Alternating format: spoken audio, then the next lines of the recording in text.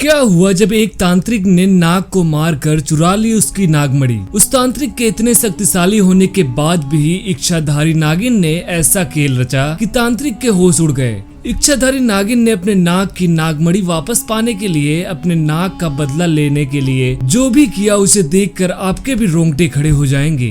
तो दोस्तों, आगे बढ़ने से पहले सच्चे मन से कमेंट बॉक्स में हर हर महादेव लिखकर चैनल को सब्सक्राइब जरूर करें। दोस्तों, ये बात है मध्य प्रदेश की। यहाँ एक सिद्ध तांत्रिक बहुत सालों से नागमणि पाने के लिए तपस्या कर रहा था। उसको पता था कि नागमणि मिलने के बाद उसके पास अद्भुत शक्तियाँ आ जाएंगी, फिर वो उन शक्तियों की मदद से कुछ भी कर सकता है। वो तांत्रिक एक नदी के किनारे रहता था और उसी नदी के पास में एक जंगल था। उस नदी में एक इच्छाधारी नागिन रहती थी। उस तांत्रिक को ये बात पता था, इसलिए वो मौके की तलाश में था कि जब वो नाग को मारकर नागमणि हासिल कर ले। उस तांत्रिक के पास एक पत्थर था जिसकी मदद से वो किसी भी नाग या नागिन को अपने वश में कर सकता था। लेकिन उसके पास एक ही पत्थर था और एक समय में वो किसी एक को अपने वश में कर सकता था, इसलिए वो तांत्रिक उसी एक मौके की तलाश में था। एक दिन जब वो तांत्रिक उस नदी में नहा रहा था तो उसने देखा कि एक नाग उसी नदी में पानी पी रहा है। वह समझ गया कि यही मौका है जब उसको नागमणि मिल सकती है। वो तुरंत भागता हुआ गया वो पत्थर लेने। उस पत्थर को लाकर उसने नाग को बस में कर लिया। वो नाग सुस्त पड़ चुका था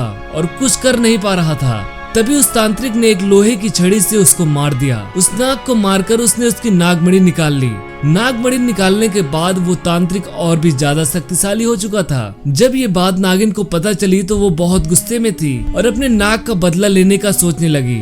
लेकिन उसने सोचा कि तांत्रिक और भी ज्यादा शक्तिशाली हो चुका है और उसके पास वो पत्थर भी है, तो वहाँ जाना खतरे से खाली नहीं होगा। फिर उस इच्छाधारी नागिन ने एक सुंदर स्त्री का रूप ले लिया और पास के ही एक गाँव में चली गई। वहाँ पर एक आदमी से जाकर वह बताती है कि इस नदी के किनारे एक तांत्रिक रहता है, उसके पास एक जादुई पत्थर है, अगर वो तुम्हें मिल जाए तो तुम अमीर बन जाओगे। वो आदमी अपने साथ कुछ लोगों को लेकर जाता है और चालाकी से उस तांत्रिक के पास वो पत्थर चोरी कर लेता है। जब नागिन को पता चलता है कि पत्थर चोरी हो चुका है तो वो उस तांत्रिक के पास जाती है और भयानक नागिन के रूप में उसको डस लेती है।